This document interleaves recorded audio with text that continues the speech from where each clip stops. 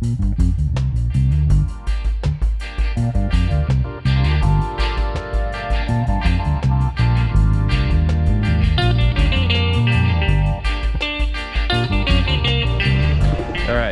I'm here in Daxi, Taiwan, and I'm not just here for the fancy looking bridge, although that is pretty cool, but I'm here because I think that this area, Daxi, really encapsulates a lot of Taiwanese history, especially in sort of the 19th and 18th, 19th, 20th century sort of period. This town here was first settled by people who were pushed out of Taipei by another clan. So this was during the Qing dynasty rule.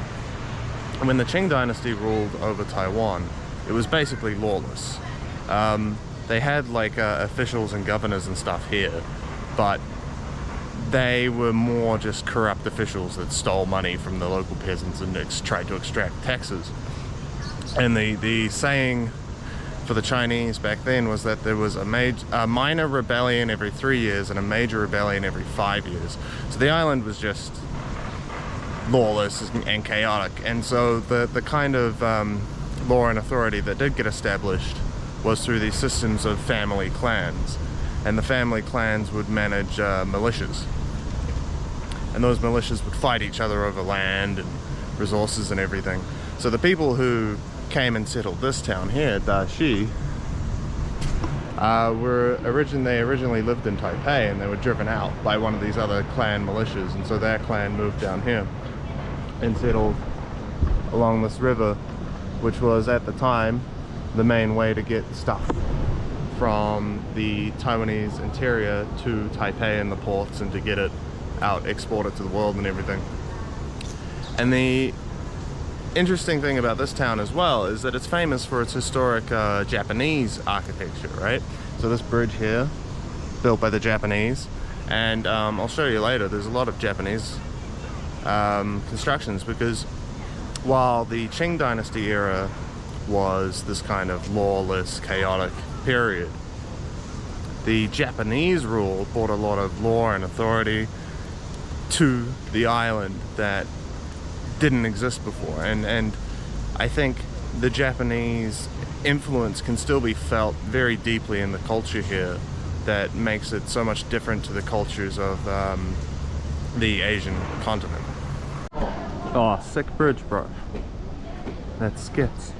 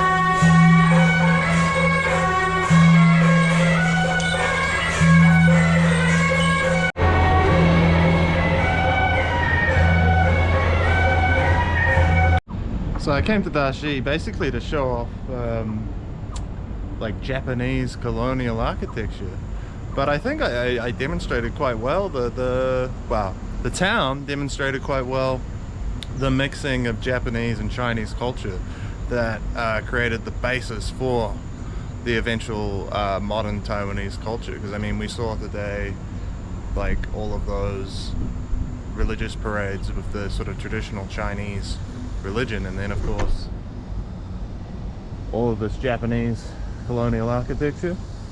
Look at that, it's beautiful. Oh my gosh. Yeah, it's a good town. Maybe I should mention this. Another thing Daxi is famous for is a special type of tofu. I don't like tofu, so you can try that on your own. And I also found, like, every time I come here, people are very, very, very friendly. Like, you just get strangers on the street saying hi, and, you know, an old man says to me, "Welcome to Taiwan." So, you know, lovely people here. Beautiful place. Interesting culture. You should definitely check it out.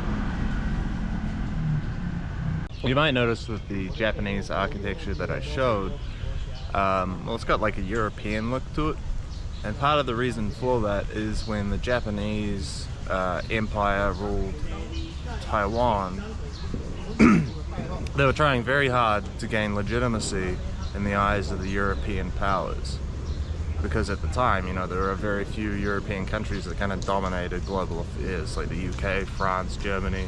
The US was becoming more powerful, and it was also Russia, right? And at that time, the sort of white supremacy was basically the main philosophy of those European powers. It was basically seen as a given. So the Japanese, to try and make themselves more legitimate in the eyes of the Europeans, tried to copy European things, and so they based their army off the Europeans, they based their school system off the Europeans, and they based their architecture off the Europeans. And so there are some sort of traditional Japanese wooden buildings here, but most of the architecture is from that Japanese imperial era, where it does have that more European look, as they were trying to fit into the global superpower club.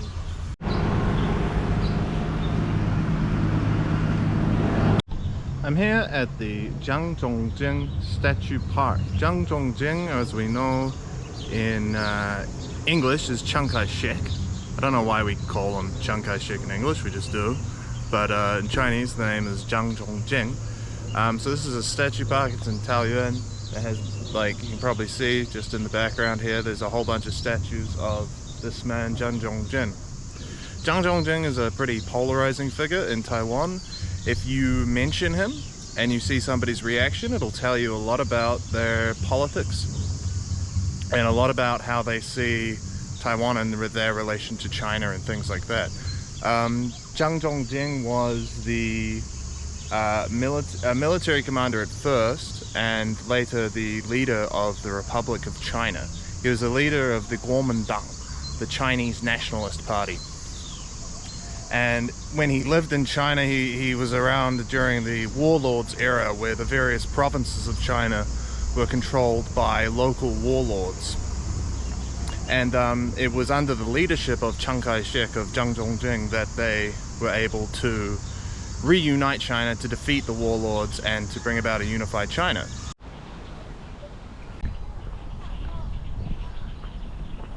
Chiang Kai-shek was also in charge of China during the Japanese invasion of China, and he fought the nationalist forces, fought with the Japanese forces, eventually defeating them with the help of the Americans. And following the conflict with the Japanese, you had the Chinese Civil War, which had already been ongoing for a little bit, between the Nationalist Party and the Communist Party. And of course, as history has told us, the Nationalist Party was defeated. After the Japanese were defeated in World War II, Their surrender included surrendering Taiwan. The Americans left Taiwan's status as undefined. And what happened was that the nationalists, the Chinese nationalists, believed that they were the inheriting state of Qing dynasty China. So they viewed the fact that Taiwan had been a part of Qing dynasty China as meaning that they should have the right to rule Taiwan. And so they quickly, after the war, sent over their forces to take over Taiwan. This was against the wishes of the Americans and the United Nations, but they claimed that they were simply administering the territory for an eventual handover and for the eventual resolution in the UN as to what should happen to Taiwan.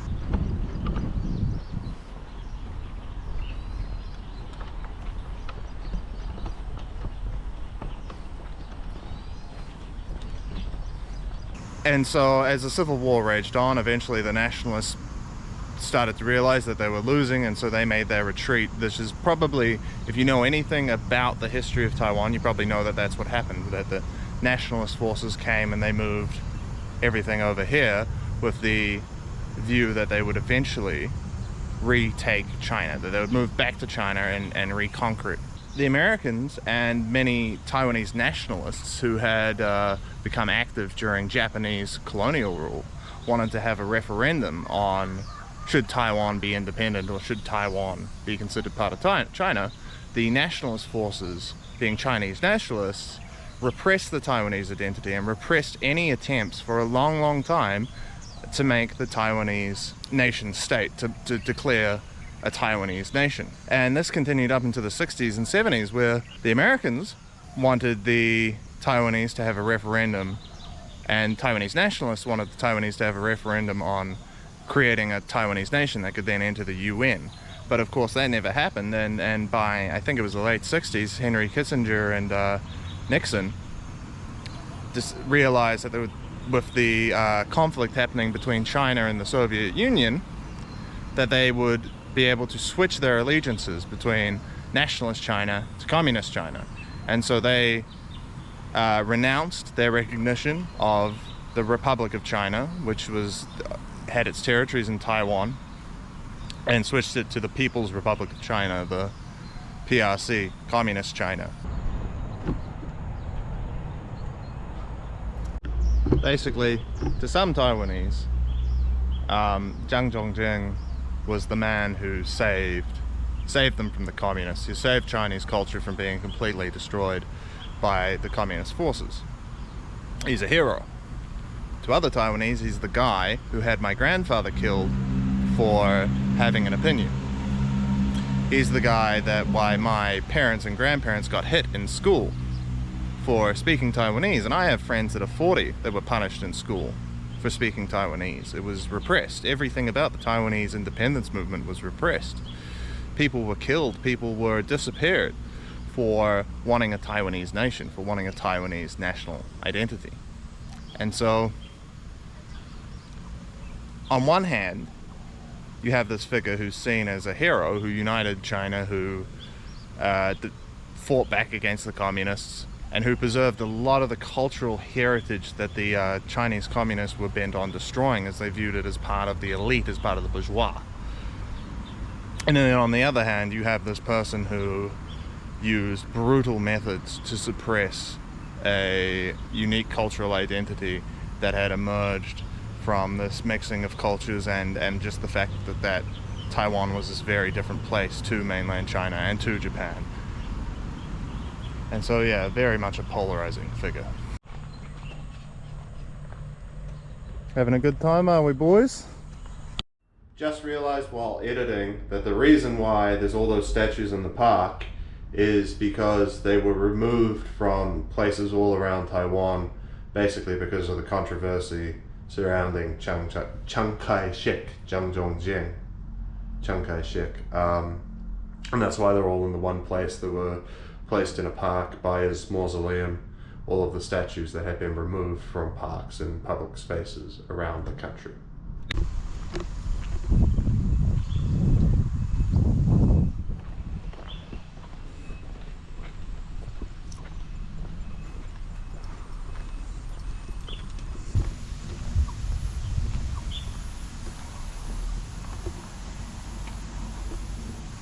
Anyway, now I'm gonna head off through the mountains and end up on Elan on the other side. So hopefully I get some good footage showing what the beautiful Taiwanese mountains look like.